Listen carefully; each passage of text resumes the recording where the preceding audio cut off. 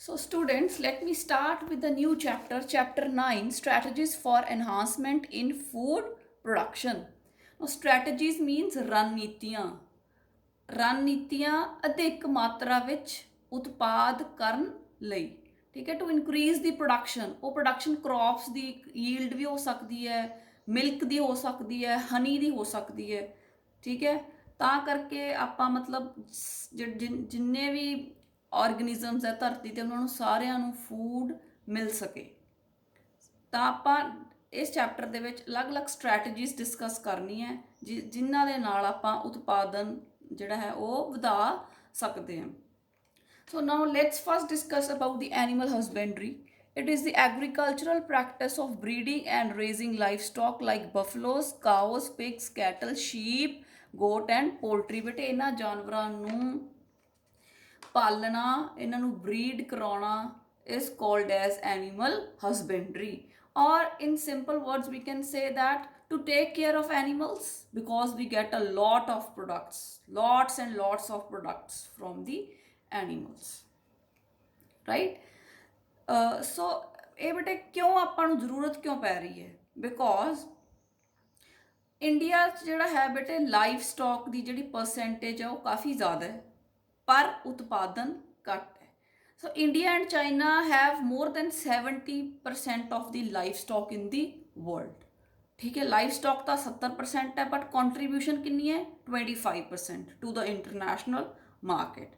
So it is very important that we have to make strategies, ਰਣਨੀਤੀਆਂ ਬਣਾਉਣੀਆਂ ਪੈਣਗੀਆਂ that how we can make 50% of the milk products and sell them in the market. 50% milk products ਆਪਾਂ ਬਣਾ ਸਕੀਏ, ਠੀਕ ਹੈ, ਤੇ ਜਿਹੜੀ ਇੰਟਰਨੈਸ਼ਨਲ ਮਾਰਕੀਟ ਦੇ ਵਿੱਚ ਕੰਟਰੀਬਿਊਸ਼ਨ ਆਪਣਾ ਵਧਾ ਸਕੀਏ। ਸੋ ਇਹਦੇ ਕਰਕੇ ਬੇਟੇ we have the different methods which can help us to improve quality and quantity in animal husbandry. ਤਾਂ ਆਪਾਂ ਇਹਦੇ ਵਿੱਚ ਬੇਟੇ ਡਿਫਰੈਂਟ ਕਰਨਾ ਹੈ, ਮੈਨੇਜਮੈਂਟ ਕਰਨੀ ਹੈ, like animals the, live stock the, bees the, fishes the, like this. So let's first talk about the dairy farm management. ਠੀਕ ਹੈ, ਆਪਾਂ ਜਿਹੜੇ ਡੇਅਰੀ ਫਾਰਮ ਦੇ ਵਿੱਚ ਪਸ਼ੂਆਂ ਦੀ ਕਿਵੇਂ ਦੇਖ ਰੇਖ ਕਰ ਸਕਦੇ ਹਾਂ ਤਾਂ ਕਿ ਉਹਨਾਂ ਤੋਂ ਜਿਹੜੀ ਦੁੱਧ ਦੀ ਜਿਹੜੀ ਹੈ ਪੈਦਾਵਾਰ ਹੈ ਉਹ ਵਧਾਈ ਜਾ ਸਕੇ। So what is dairy farm management? is the management of animals for milk and its products for human consumption. Now the management process includes number 1 selection of good breeds. ਚੰਗੀਆਂ ਨਸਲਾਂ ਜੇ ਆਪਾਂ ਆਪਦੀ ਫਾਰਮ 'ਚ ਰੱਖਾਂਗੇ, ਡੇਅਰੀ ਫਾਰਮ 'ਚ ਰੱਖਾਂਗੇ, ਫਿਰ ਹੀ ਦੁੱਧ ਦੀ ਪੈਦਾਵਾਰ ਹੈ ਜਿਹੜੀ ਉਹ ਜ਼ਿਆਦਾ ਹੋਊਗੀ। ਤੇ ਜਿਹੜੀਆਂ ਚੰਗੀਆਂ ਨਸਲਾਂ ਹੋਣਗੀਆਂ ਉਹਨਾਂ 'ਚ ਆਪਾਂ ਇਹ ਵੀ ਦੇਖਾਂਗੇ ਕਿ ਉਹ ਜਿਹੜਾ ਹੈ ਜਲਦੀ ਬਿਮਾਰੀ ਦਾ ਸ਼ਿਕਾਰ ਨਾ ਹੋਣ। They must be resistance to the diseases, ਠੀਕ ਹੈ। ਸਭ ਤੋਂ ਪਹਿਲਾਂ ਇਹ ਬਹੁਤ ਜ਼ਰੂਰੀ ਹੁੰਦਾ ਜਦੋਂ ਆਪਾਂ ਡੇਅਰੀ ਫਾਰਮ ਬਣਾਉਣ ਲੱਗੇ ਆ ਤਾਂ ਸਭ ਤੋਂ ਪਹਿਲਾਂ ਆਪਾਂ ਚੰਗੀ ਨਸਲ ਦੇ ਜਿਹੜੇ ਜਾਨਵਰ ਹੈ ਉਹ ਚੂਜ਼ ਕਰੀਏ ਤਾਂ ਕਿ ਆਪਣੀ ਪੈਦਾਵਾਰ ਵੀ ਵੱਧ ਸਕੇ ਤੇ ਉਹ ਬਿਮਾਰੀ ਨੂੰ ਵੀ ਰਜਿਸਟ ਕਰ ਸਕਣ। ਫਿਰ ਉਸ ਤੋਂ ਬਾਅਦ ਬੇਟੇ ਜਿਹੜਾ ਹੈ ਜਿਹੜੇ ਜਾਨਵਰ ਹੈ ਉਹਨਾਂ ਨੂੰ ਵਧੀਆ ਹਾਊਸਡ ਵੈਲ, ਦੇ ਮਸਟ ਬੀ ਹਾਊਸਡ ਵੈਲ, ਚੰਗੀ ਤਰ੍ਹਾਂ ਉਹਨਾਂ ਦੀ ਸਾਫ਼ ਸਫਾਈ ਦਾ ਧਿਆਨ ਰੱਖਿਆ ਜਾਵੇ। ਜਿਹੜਾ ਫਾਰਮ ਹੈ ਉਹਦੇ 'ਚ ਸਫਾਈ ਹੋਣੀ ਚਾਹੀਦੀ ਹੈ, ਠੀਕ ਹੈ। ਉੱਥੇ ਸਫੀਸ਼ੀਐਂਟ ਵਾਟਰ ਹੋਣਾ ਚਾਹੀਦਾ ਹੈ ਤੇ ਜੇ ਸਾਫ਼ ਸਫਾਈ ਹੋਊਗੀ ਤਾਂ ਬਿਮਾਰੀਆਂ ਫੈਲਣ ਦਾ ਵੀ ਡਰ ਹੈ ਜਿਹੜਾ ਉਹ ਘੱਟ ਹੋਊਗਾ। ਫਿਰ ਬੇਟੇ ਜਿਹੜੇ ਉੱਥੇ ਕਾਮੇ ਹੈ, ਜਿਹੜੇ ਵਰਕਰਸ ਉੱਥੇ ਜਿਹੜੇ ਪਸ਼ੂ ਹੈ ਉਹਨਾਂ ਨੂੰ ਹੈਂਡਲ ਕਰ ਰਹੇ ਹੈ, ਉਹਨਾਂ ਦੀ ਕਲੀਨੀਨੈਸ ਤੇ ਹਾਈਜੀਨ ਵੀ ਬਹੁਤ ਇੰਪੋਰਟੈਂਟ ਹੈ ਜਿੰਨਾ ਹੀ ਕੈਟਲ ਦਾ, ਕਿਉਂਕਿ ਉਹਨਾਂ ਨੇ ਮਿਲਕਿੰਗ ਕਰਨੀ ਹੁੰਦੀ ਹੈ, ਧਾਰ ਕੱਢਣੀ ਹੁੰਦੀ ਹੈ, ਉਸ ਤੋਂ ਬਾਅਦ ਦੁੱਧ ਨੂੰ ਸਟੋਰ ਕਰਨਾ ਹੁੰਦਾ ਤੇ ਟਰਾਂਸਪੋਰਟ ਕਰਨਾ ਹੁੰਦਾ, ਤਾਂ ਉਹਨਾਂ ਦਾ ਹਾਈਜੀਨ ਵੀ ਵਧੀਆ ਹੋਣਾ ਚਾਹੀਦਾ, ਉਹ ਸਾਫ਼ ਸੁਥਰੇ ਹੋਣੇ ਚਾਹੀਦੇ ਹੈ ਤਾਂ ਕਿ ਸਾਫ਼ ਸੁਥਰਾ ਜਿਹੜਾ ਮਿਲਕ ਹੈ ਉਹ ਅੱਗੇ ਟਰਾਂਸਪੋਰਟ ਕੀਤਾ ਜਾ ਸਕੇ।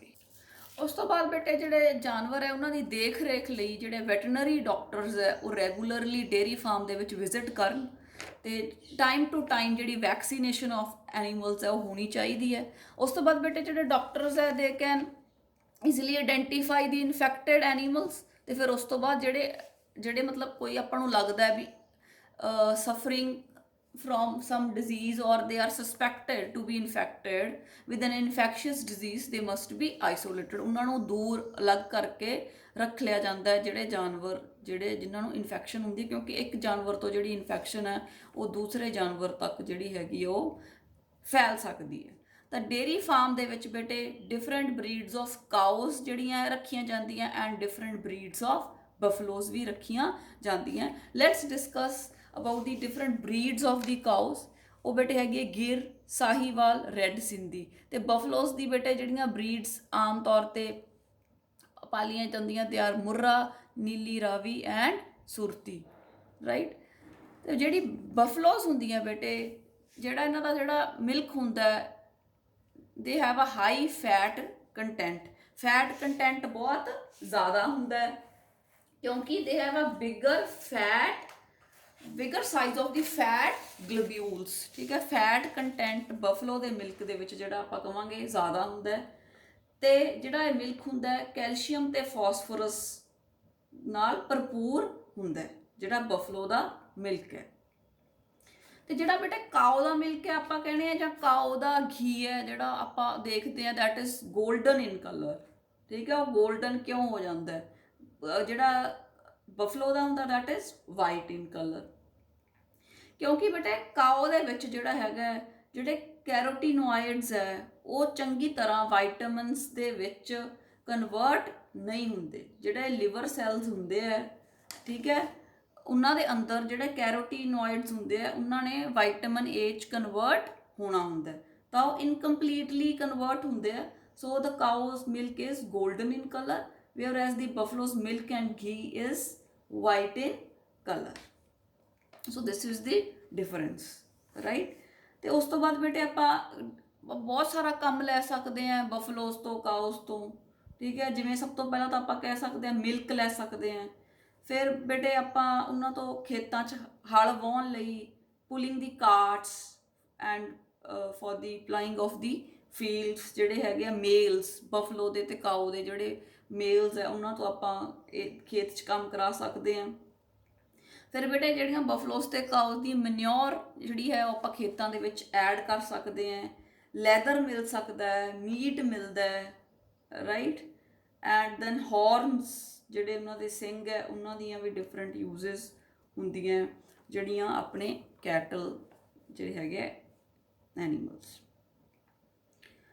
ਐਂਡ ਬੇਟੇ ਜਿਹੜਾ ਆਪਾਂ ਉਸ ਤੋਂ ਬਾਅਦ ਕਹਿ ਸਕਦੇ ਹਾਂ ਕਿ ਜਿਹੜਾ ਮਿਲਕ ਯੀਲਡ ਹੈ ਬਫਲੋ ਦੀ that is more than that of a cow, ਠੀਕ ਹੈ। ਜ਼ਿਆਦਾ ਦੁੱਧ ਦੀ ਪੈਦਾਵਾਰ ਹੈ ਜਿਹੜੀ ਇੰਡੀਆ ਦੇ ਵਿੱਚ ਉਹ ਬਫਲੋਸ ਤੋਂ ਹੈ ਰੈਦਰ ਦੈਨ ਦੀ ਕਾਊਸ, ਠੀਕ ਹੈ।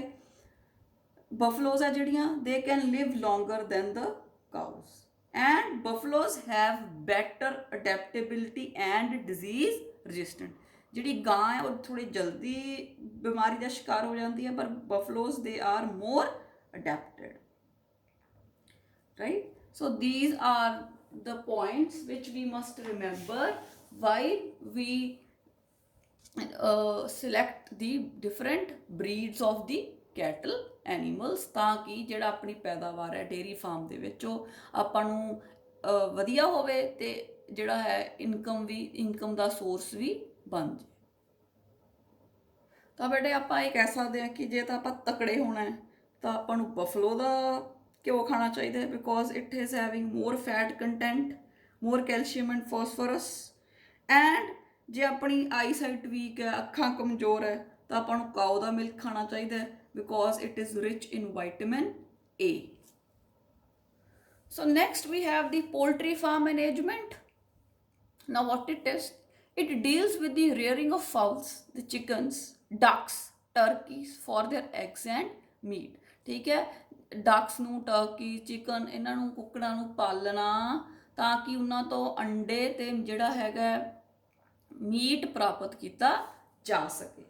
ਤਾਂ ਬੇਟੇ ਇਹ ਮੰਨਿਆ ਜਾਂਦਾ ਹੈ ਕਿ ਜਿਹੜੇ India and the neighbouring countries they are the original home of the fowl. ਜਿਹੜੇ ਫਾਊਲਸ ਹੈ, ਜਿਹੜੇ ਚਿਕਨਸ ਹੈ, ਉਹਨਾਂ ਦੀ ਜਿਹੜੀ ਹੈ ਪਹਿਲਾਂ ਉਹ ਕਿੱਥੇ ਪਾਏ ਜਾਂਦੇ ਸੀ? In India and its neighbouring countries. Like ਜਿਹੜੀ ਉਹਦੀ ਬਰੀਡ ਹੈ, ਨਸਲ ਹੈ ਅਸੀਲ, ਠੀਕ ਹੈ। ਇਹਨਾਂ ਨੂੰ ਬੇਟੇ ਫਿਰ ਯੂਰਪ ਦੇ ਵਿੱਚ ਲੈ ਗਏ 2000 ਸਾਲ ਪਹਿਲਾਂ ਆਪਾਂ ਕਹਿ ਸਕਦੇ ਹਾਂ। ਤੇ ਜਿਹੜੀਆਂ ਯੂਰਪੀਅਨ ਬਰੀਡਸ ਹੈ ਉਹ ਫਿਰ ਬਣਾ ਲਈਆਂ ਨਵੀਆਂ ਨਸਲਾਂ, ਯੂਰਪੀਅਨ ਨਸਲਾਂ ਜਿਹੜੀਆਂ ਬਣਾ ਲਈਆਂ ਫਰੋਮ ਦੀ ਇੰਡੀਅਨ ਜਿਹੜੇ ਹੈਗੇ ਆ ਫਾਊਲਸ ਸੀਗੇ। ਤਾਂ ਹੁਣ ਜੇ ਆਪਾਂ ਗੱਲ ਕਰੀਏ ਕਿ ਪੋਲਟਰੀ ਦੇ ਆਪਾਂ ਨੂੰ ਕੀ ਫਾਇਦੇ ਹੈ, ਤਾਂ ਆਪਾਂ ਕਹਿ ਸਕਦੇ ਹਾਂ ਕਿ it is a rich source of animal protein. ਜਿਹੜਾ ਆਪਾਂ ਮੀਟ ਹੈ ਜਾਂ ਐਗ ਹੈ ਉਹਦੇ ਤੋਂ ਆਪਾਂ ਨੂੰ ਬਹੁਤ ਸਾਰਾ ਪ੍ਰੋਟੀਨ ਮਿਲਦਾ ਹੈ, ਵਾਈਟਮਿਨਸ ਮਿਲਦੇ ਆ, ਮਿਨਰਲਸ ਮਿਲਦੇ ਆ। ਕੰਜ਼ੰਪਸ਼ਨ ਆਫ ਐਗਸ ਜੇ would pay the way for overcoming protein malnutrition. ਜਿਵੇਂ ਆਪਾਂ ਇੰਡੀਆ 'ਚ ਦੇਖਦੇ ਹਾਂ ਕਿ ਬਹੁਤ ਸਾਰੇ ਜਿਹੜੇ ਮਦਰਸ ਹੈ ਜਾਂ ਬੱਚੇ ਹੈ ਉਹ ਮਾਲ ਨਿਊਟ੍ਰੀਸ਼ਨ ਦਾ ਸ਼ਿਕਾਰ ਹੋ ਜਾਂਦੇ ਆ, ਜਿਨ੍ਹਾਂ ਨਾਲ ਉਹਨਾਂ ਨੂੰ ਕੁਵੈਸ਼ੇਕਰ, ਮੈਰਾਸਮਸ ਵਰਗੇ ਜਿਹੜੇ ਡਿਜ਼ੀਜ਼ਸ ਹੋ ਜਾਂਦੇ ਆ। ਠੀਕ ਹੈ, ਤਾਂ ਇਹਨਾਂ ਡਿਜ਼ੀਜ਼ਸ ਨੂੰ ਜਿਹੜਾ ਹੈਗਾ ਓਵਰਕਮ ਕਰਨ ਲਈ ਜੇ ਆਪਾਂ ਐਗਸ ਖਾਂਦੇ ਆ ਤਾਂ ਜਿਹੜਾ ਪ੍ਰੋਟੀਨ ਮਾਲ ਨਿਊਟ੍ਰੀਸ਼ਨ ਨਹੀਂ ਹੁੰਦਾ। ਠੀਕ ਹੈ, ਫਿਰ ਬੇਟੇ ਡੇਅਰੀ ਫਾਰਮ ਮੈਨੇਜਮੈਂਟ ਨਾਲੋਂ ਪੋਲਟਰੀ ਫਾਰਮਿੰਗ ਹੈ ਜਿਹੜੀ ਐਡਵਾਂਟੇਜੀਅਸ ਹੈ ਤੇ ਈਜ਼ੀ ਹੈ। ਕਿਉਂ ਈਜ਼ੀ ਹੈ? ਬਿਕੋਜ਼ ਜਿਹੜੇ ਹੈਗੇ ਬਰਡਸ ਹੈ, ਜਿਹੜੇ ਪੋਲਟਰੀ ਬਰਡਸ ਹੈ, ਉਹਨਾਂ ਨੂੰ ਵੱਡਾ ਕਰਨਾ ਸੌਖਾ ਹੈ। ਠੀਕ ਹੈ, ਕਿਉਂਕਿ ਉਹ ਬਹੁਤ ਸਾਰੇ ਕਲਾਈਮੈਟਿਕ ਕੰਡੀਸ਼ਨਸ ਦੇ ਵਿੱਚ ਰਹਿ ਸਕਦੇ ਹੈ। ਠੀਕ ਹੈ, ਉਹਨਾਂ ਦਾ ਲਾਈਫ ਸਪੈਨ ਸ਼ਾਰਟ ਹੈ ਤੇ ਬਹੁਤ ਜਲਦੀ ਬਰੀਡ ਕਰਦੇ ਹੈ।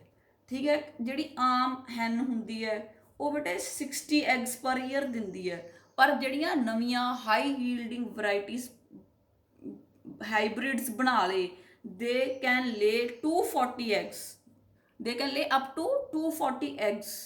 ਠੀਕ ਹੈ, ਪਰ ਈਅਰ। ਐਂਡ ਫਿਰ ਆਪਾਂ ਕਹਿ ਸਕਦੇ ਹਾਂ ਵੀ ਪੋਲਟਰੀ ਫਾਰਮਿੰਗ ਲਈ ਸਪੇਸ ਵੀ ਘੱਟ ਚਾਹੀਦਾ ਹੈ। ਠੀਕ ਹੈ, ਤੇ ਜਿਹੜਾ ਹੈਗਾ ਵੀ 6 ਮਹੀਨਿਆਂ ਦੇ ਵਿੱਚ ਜਿਹੜਾ ਹੈਗਾ ਆਪਾਂ ਨੂੰ ਉਹ ਆਮਦਨ ਵੀ ਦੇ ਦਿੰਦਾ ਹੈ। ਰਾਈਟ, ਫਿਰ ਬੇਟੇ ਆਪਾਂ ਦੇਖਣਾ ਹੈ ਕਿ ਜੇ ਆਪਾਂ ਪੋਲਟਰੀ ਫਾਰਮ ਬਣਾਉਣੇ ਆ ਤਾਂ ਆਪਾਂ ਨੂੰ ਕੀ ਕੀ ਚੀਜ਼ਾਂ ਦਾ ਧਿਆਨ ਰੱਖਣਾ ਚਾਹੀਦਾ ਹੈ।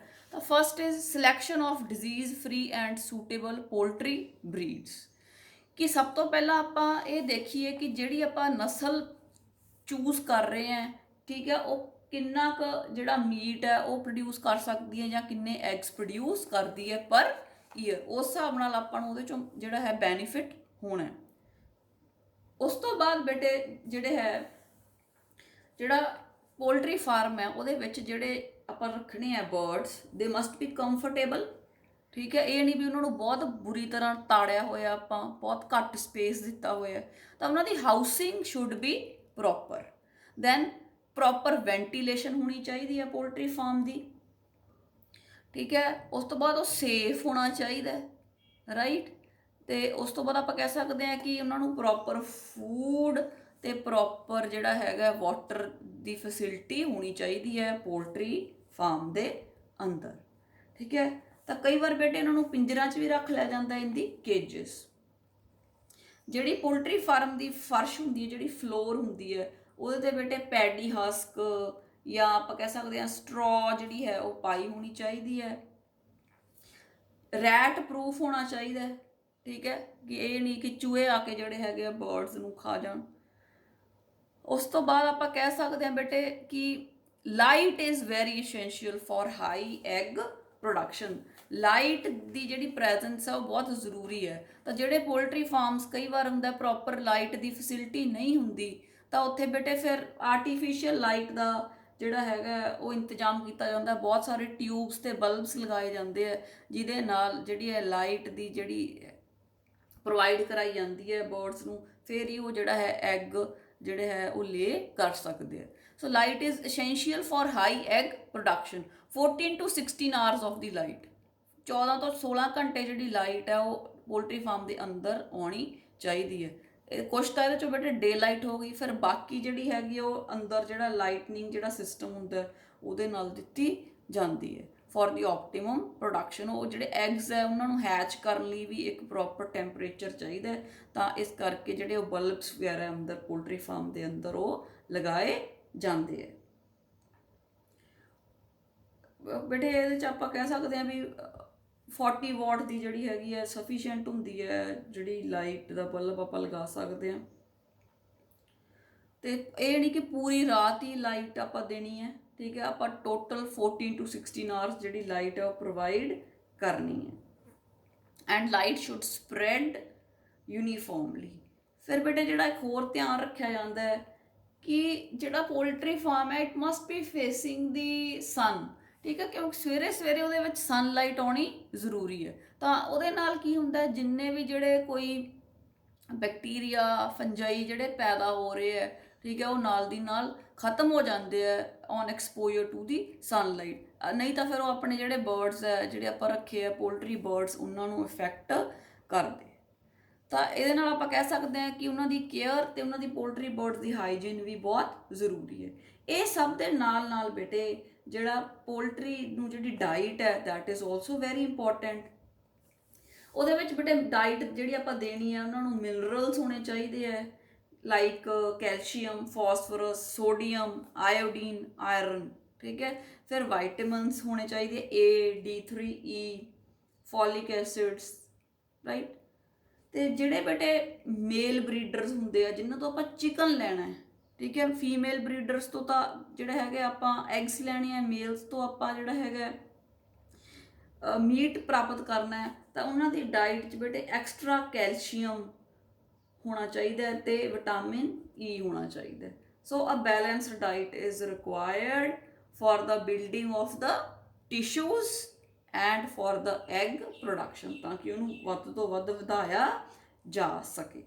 ਤਾਂ ਫਿਰ ਬੇਟੇ ਇਹਨਾਂ ਨੂੰ ਜਿਹੜਾ ਹੈਗਾ ਪੋਲਟਰੀ ਬਰਡਸ ਨੂੰ ਜਿਹੜੀ ਫੀਡ ਦਿੱਤੀ ਜਾਂਦੀ ਹੈ ਉਹਦੇ ਵਿੱਚ ਸੀਰੀਅਲਸ ਆਉਂਦੇ ਹੈ, ਆਇਲ ਕੇਕਸ ਆਉਂਦੇ ਹੈ ਜਿਵੇਂ ਖਲ, ਪ੍ਰੋਟੀਨ ਕੰਸਨਟਰੇਟਸ ਆਉਂਦੇ ਹੈ, ਠੀਕ ਹੈ, ਇੱਦਾਂ ਦੀ ਜਿਹੜੀ ਖੁਰਾਕ ਹੈ ਉਹ ਦਿੱਤੀ ਜਾਂਦੀ ਹੈ। Then we have the breeds of the domestic fowl, ਠੀਕ ਹੈ, ਜਿਹੜੇ ਪਾਲੇ ਜਾਂਦੇ ਹੈ ਜਿਹੜਾ birds, poultry birds the fowls, ਜਿਹੜੇ ਕੁੱਕੜ ਆਪਾਂ ਕਹਿ ਸਕਦੇ ਹਾਂ, ਠੀਕ ਹੈ, ਉਹਨਾਂ ਦੀਆਂ ਬੇਟੇ ਜਿਹੜੀਆਂ ਇੰਡੀਜੀਨਸ ਬਰੀਡਸ ਹੈ, ਠੀਕ ਹੈ, ਦੇ ਆਰ ਅਸੀਲ, ਗੈਗਸ, ਬ੍ਰਹਮਾ, ਬੁਸਰਾ, ਠੀਕ ਹੈ। ਇਹ ਜਿਹੜਾ ਅਸੀਲ ਹੈ that is used in cock fighting, ਕੁੱਕੜਾਂ ਦੀ ਲੜਾਈ ਕਰਾਉਂਦੇ ਨੇ ਉਹਦੇ 'ਚ ਅਸੀਲ ਨਸਲ ਹੈ ਜਿਹੜੀ ਉਹ ਵਰਤੀ ਜਾਂਦੀ ਹੈ। Then exotic breeds are White Leghorn, Rhode Island Red, ਠੀਕ ਹੈ। ਇਹ ਜਿਹੜੀਆਂ ਹੈ ਅਲੱਗ-ਅਲੱਗ ਨਸਲਾਂ ਹੈ, ਬਰੀਡਸ ਹੈ ਡੋਮੈਸਟਿਕ ਫਾਊਲ ਦੀਆਂ। ਤਾਂ ਪੋਲਟਰੀ ਫਾਰਮਿੰਗ 'ਚ ਬੇਟੇ ਫਿਰ ਜਿਹੜੇ ਦੂਸਰੇ ਬਰਡਸ ਆਉਂਦੇ ਆ they are the ducks. So ducks comprise 6% of the total poultry population in India। ਜਿਹੜਾ ਬੇਟੇ ਸਦਰਨ ਤੇ ਈਸਟਰਨ ਪਾਰਟਸ ਆਫ ਇੰਡੀਆ ਨਾ ਉੱਥੇ ਡਕਸ ਜਿਹੜੀਆਂ ਉਹ ਪੈਦਾ ਕੀਤੀਆਂ ਜਾਂਦੀਆਂ, ਨੀਅਰ ਅਬਾਊਟ 20 ਬਰੀਡਸ ਹੈ। ਤੇ ਡਿਊਰਿੰਗ ਦੀ ਕ੍ਰਿਸਮਸ ਟਾਈਮ, ਠੀਕ ਹੈ, ਟਰਕੀਜ਼ ਹੈ ਜਿਹੜੇ they are in the demand. So ducks and turkeys are also can be kept in a poultry farm, and eggs and the meat can be obtained from these also. Now next we have the apiculture or the beekeeping, ਮੱਖੀਆਂ ਨੂੰ ਪਾਲਣਾ, ਠੀਕ ਹੈ। It is the care and management of honey bees, ਕਿਉਂਕਿ ਹਨੀ ਬੀਜ਼ ਤੋਂ ਆਪਾਂ ਨੂੰ ਬਹੁਤ ਸਾਰੇ ਪ੍ਰੋਡਕਟਸ ਮਿਲਦੇ ਹੈ, ਲਾਈਕ ਹਨੀ, ਲਾਈਕ ਵੈਕਸ, ਠੀਕ ਹੈ। ਹੁਣ ਹਨੀ ਹੈ ਜਿਹੜਾ, ਠੀਕ ਹੈ, ਇੱਕ ਤਰ੍ਹਾਂ ਦਾ ਨੈਚੁਰਲ ਟੌਨਿਕ ਹੈ, ਠੀਕ ਹੈ, ਇਹਦੀ ਮੈਡੀਕਲ ਵੈਲਿਊ ਬਹੁਤ ਹੈ, ਠੀਕ ਹੈ। It contains different types of enzymes, vitamins, sugars like glucose, fructose, and one thing I want to tell you is that even the honey can be applied to a wound, ਜਿੱਥੇ ਕੋਈ infection ਹੋਈ ਹੈ ਨਾ, ਠੀਕ ਹੈ। So it is a kind of a Ayurvedic medicine, ਠੀਕ ਹੈ। ਤਾਂ ਉਸ ਤੋਂ ਬਾਅਦ ਹੈਗਾ ਜਿਹੜਾ ਬੀ ਵੈਕਸ ਬੇਟੇ shaving creams, face creams, pencils, toothpaste, polishes, candles and ਦੇ ਬੀ ਵੈਕਸ ਯੂਜ਼ ਹੁੰਦੀ ਹੈ। ਦੈਨ ਬੇਟੇ the bees they help in the pollination, they are very good pollinators, pollination ਕਰਾ ਦਿੰਦੇ ਬੇਟੇ ਡਿਫਰੈਂਟ ਜਿਹੜੇ ਹੈਗੇ ਆ ਕ੍ਰੌਪਸ ਦੀ। ਐਂਡ ਇਹਨਾਂ ਸਾਰੀਆਂ ਚੀਜ਼ਾਂ ਕਾਰਨ, ਕਿਉਂਕਿ ਆਪਾਂ ਨੂੰ ਹਨੀ ਤੋਂ ਹਨੀ ਮਿਲ ਸਕਦਾ ਹੈ, ਬੀ ਵੈਕਸ ਮਿਲ ਸਕਦੀ ਹੈ, ਪਲੱਸ ਪੋਲੀਨੇਸ਼ਨ ਕਰਾਉਂਦੇ ਹੈ, ਹਨੀ ਦੀ ਮੈਡੀਸਨਲ ਵੈਲਿਊਜ਼ ਹੈ, ਤਾਂ ਇਹਦੇ ਨਾਲ ਆਪਾਂ ਮੱਖੀਆਂ ਪਾਲ ਕੇ ਉਸ ਤੋਂ ਬਾਅਦ ਇਹਨਾਂ ਤੋਂ ਇਨਕਮ ਦਾ ਸੋਰਸ ਹੈ ਜਿਹੜਾ ਆਪਣਾ ਉਹ ਇਹ ਬਣ ਸਕਦਾ ਹੈ। So beekeeping can be practised in any area where there are sufficient bee pastures, ਕਿਉਂਕਿ ਇਹਨਾਂ ਨੇ ਫਿਰ ਸ਼ਹਿਦ ਇਕੱਠਾ ਕਰਨ ਦਾ, ਨੈਕਟਰ ਜਿਹੜਾ ਹੈ ਫਲਾਵਰਸ ਦਾ ਇਹਨਾਂ ਨੂੰ ਚਾਹੀਦਾ, ਤਾਂ ਜਿਹੜੇ ਉਹ ਬੀ ਹਾਈਵਸ ਹੈ ਜਿਹੜੇ ਆਪਾਂ ਉਹ ਰੱਖਣੇ ਆ ਛੱਤੇ, ਉਹ ਆਪਾਂ ਨੂੰ ਜਿਹੜੇ ਉਹ ਚੈਂਬਰਸ ਹੈ ਉਹਨਾਂ ਨੂੰ ਆਪਾਂ ਜਿੱਥੇ ਕਾਫੀ ਜਿਹੜਾ ਹੈਗਾ ਹਰਿਆਲੀ ਹੋਵੇ, ਜਿੱਥੇ ਫਲਾਰਸ ਹੋਣ, ਕ੍ਰੌਪਸ ਹੋਣ, ਉੱਥੇ ਰੱਖਣੇ ਚਾਹੀਦੇ ਆ ਤਾਂ ਕਿ ਜ਼ਿਆਦਾ ਤੋਂ ਜ਼ਿਆਦਾ ਹਨੀ ਦੀ ਪ੍ਰੋਡਕਸ਼ਨ ਹੋ ਸਕੇ। Now, what are the important points we should keep in mind for a successful beekeeping? So, let's discuss number one, knowledge of the nature and habits of the bee. ਪਤਾ ਹੋਣਾ ਚਾਹੀਦਾ ਕਿਸ ਤਰ੍ਹਾਂ ਦੀ ਬੀ ਹੈ, ਕਿਸ ਤਰ੍ਹਾਂ ਦੇ ਫਲਾਵਰਸ ਤੋਂ ਨੈਕਟਰ ਪ੍ਰਾਪਤ ਕਰ ਸਕਦੀ ਹੈ, and what are its habits. Then selection of suitable location for keeping the beehives. I have already told you ਕਿ ਜਿਹੜੇ ਉਹ ਛੱਤੇ ਹੈ ਮਖਿਆਲ ਦੇ ਉਹ ਇਸ ਹਿਸਾਬ ਨਾਲ ਰੱਖਣੇ ਆ ਜਿੱਥੇ ਫੁੱਲ ਹੋਣ, ਠੀਕ ਹੈ, ਤਾਂ ਕਿ ਉਹ ਈਜ਼ੀਲੀ ਨੈਕਟਰ ਕਲੈਕਟ ਕਰਕੇ ਵਾਪਸ ਆਪਦੇ ਬੀ ਹਾਈਵਸ ਦੇ ਵਿੱਚ ਵਾਪਸ ਆ ਸਕਣ। ਫਿਰ ਬੇਟੇ ਉਹਨਾਂ ਨੂੰ ਕੈਚ ਕਿਵੇਂ ਕਰਨਾ ਹੈ, ਉਹਨਾਂ ਨੂੰ ਕਿਵੇਂ ਸੰਭਾਲਣਾ ਹੈ, ਇਹ ਆਉਣਾ ਚਾਹੀਦਾ ਹੈ।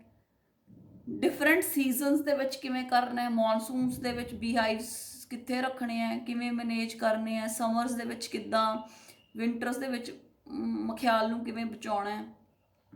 ਉਸ ਤੋਂ ਬਾਅਦ ਹਨੀ ਨੂੰ ਕਿਵੇਂ ਕਲੈਕਟ ਕਰਨਾ ਹੈ ਤੇ ਬੀ ਵੈਕਸ ਨੂੰ ਕੀ ਕਰਨਾ ਹੈ, ਕਿੱਦਾਂ ਉਹਨੂੰ ਕਰਕੇ ਇਕੱਠਾ ਕਰਕੇ ਕਿੱਦਾਂ ਉਹਨੂੰ ਵੇਚਣਾ ਹੈ, ਠੀਕ ਹੈ। ਅਗਰ ਕਹਿੰਦਾ ਆਪਾਂ ਕ੍ਰੌਪ ਫੀਲਡਸ ਦੇ ਵਿੱਚ ਜਦੋਂ ਫਲਾਵਰਿੰਗ ਹੋਣੀ ਹੁੰਦੀ ਹੈ ਕ੍ਰੌਪਸ ਦੀ, ਜੇ ਅਗਰ ਆਪਾਂ ਉਦੋਂ ਮੱਖੀਆਂ ਨੂੰ ਰੱਖਦੇ ਹਾਂ, ਬੀਜ਼ ਨੂੰ ਰੱਖਦੇ ਹਾਂ, ਹਨੀ ਬੀਜ਼ ਨੂੰ, ਤਾਂ ਇਹ ਜਿਹੜਾ ਹੈ ਪੋਲੀਨੇਸ਼ਨ ਕਰਾ ਦਿੰਦੀਆਂ, ਜਿਸ ਦੇ ਨਾਲ ਜਿਹੜੀ ਹੈ ਪੈਦਾਵਾਰ ਕ੍ਰੌਪਸ ਦੀ ਵੀ ਤੇ ਹਨੀ ਦੀ ਵੀ ਵੱਧ ਜਾਂਦੀ ਹੈ।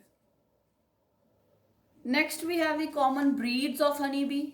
एपिस इंडिका ਜਿਹੜੀ ਇੰਡੀਆ 'ਚ ਪਾਈ ਜਾਂਦੀ ਹੈ ਸ਼ਹਿਦ ਦੀ ਮੱਖੀ, that is the Indian bee Apis indica. Apis dorsata, this is the rock bee, ये आपदे छत्ते रॉक्स ते बनाउंदी है। Apis mellifera, this is the Italian bee or we can say the European bee and it is used in apiculture। ਹੁਣ ਅਗਰ ਮੈਂ ਮੱਖੀਆਂ ਪਾਲਣੀਆਂ ਤਾਂ ਮੈਂ ਕਿਹੜੀ ਬਰੀਡ ਚੂਜ਼ ਕਰੂੰਗੀ? Apis mellifera। ਕਿਉਂ? because it produces 3 times more honey as compared to the Indian bee। Indian bee ਤੋਂ 3 ਗੁਣੇ ਜ਼ਿਆਦਾ ਸ਼ਹਿਦ ਦੀ ਪ੍ਰੋਡਕਸ਼ਨ ਕਰਦੀ ਹੈ Apis mellifera। So commercially if I have to use, I will use the Apis mellifera। ਹੁਣ ਬੇਟੇ ਜਿਹੜੀਆਂ ਬੀਜ਼ ਹੁੰਦੀਆਂ ਆਪਾਂ ਫਸਟ ਚੈਪਟਰ 'ਚ ਡਿਸਕਸ ਕਰ ਚੁੱਕੇ ਹਾਂ। There are different caste of the honey bee. There is a social organisation. ਜਿਹੜਾ ਹਨੀ ਬੀ ਦਾ ਨੈਸਟ ਹੁੰਦਾ, ਛੱਤਾ ਹੁੰਦਾ, ਉਹਨੂੰ ਆਪਾਂ ਕਹਿੰਦੇ ਹਾਂ ਬੀ ਹਾਈਵ। ਤੇ ਉਹਦੇ ਵਿੱਚ ਬੇਟੇ 3 ਟਾਈਪਸ ਆਫ ਇੰਡੀਵਿਜੂਅਲਸ ਹੁੰਦੇ ਆ। ਦੇ ਸ਼ੋ ਪੋਲੀਮੋਰਫਿਜ਼ਮ। 3 ਤਰ੍ਹਾਂ ਦੇ ਇੰਡੀਵਿਜੂਅਲਸ ਹੁੰਦੇ ਆ, the queen, the drone, the worker. Queen ਕੀ ਹੁੰਦੀ ਹੈ ਬੇਟੇ? Diploid fertile female. ਡਰੋਨ ਕੀ ਹੁੰਦਾ? Haploid fertile male. ਜਿਹੜੇ ਵਰਕਰਸ ਹੈ diploid sterile females and they are incapable of producing eggs। only the queen can produce the eggs। the drones they will fertilize the queen and the workers they are sterile so they cannot produce the eggs, right। ਜਿਹੜੀ queen ਹੈ ਬੇਟੇ it can lay both fertilized and unfertilized eggs and it can store the sperms in her spermatheca। ਠੀਕ ਹੈ, sperms ਨੂੰ store ਕਰ ਸਕਦੀ ਹੈ। ਉਸ ਤੋਂ ਬਾਅਦ ਫਰਟੀਲਾਈਜ਼ਡ ਐਗ ਵੀ ਲੇ ਕਰ ਸਕਦੀ ਹੈ ਤੇ ਅਨਫਰਟੀਲਾਈਜ਼ਡ ਐਗਸ ਵੀ ਲੇ ਕਰ ਸਕਦੀ ਹੈ। ਉਸ ਤੋਂ ਬਾਅਦ ਡਰੋਨਸ ਦਾ ਮੇਨ ਕੰਮ ਹੈ to fertilise the female queen. Workers ਦਾ ਕੰਮ ਹੈ to collect honey, to look after the young ones and to clean the comb, to clean the hive, right. ਹੁਣ ਬੇਟੇ ਅਗਰ ਜਿਹੜੀ ਕੁਈਨ ਹੈ female, it lays fertilised eggs, females are formed ਜਿਹੜੇ ਕਿ ਆਪਣੇ ਵਰਕਰਸ ਹੈ। if it lays unfertilized eggs, males, haploid males ਬਣ ਜਾਂਦੇ ਆ, they are called as the drones, right। and then we have the ਜਿਹੜਾ ਹੈਗਾ queen, its life span is 2 to 5 years। drone ਠੀਕ ਹੈ ਬੇਟੇ ਇਹ ਤੁਰੰਤ ਮਰ ਜਾਂਦਾ after fertilizing the queen, dies।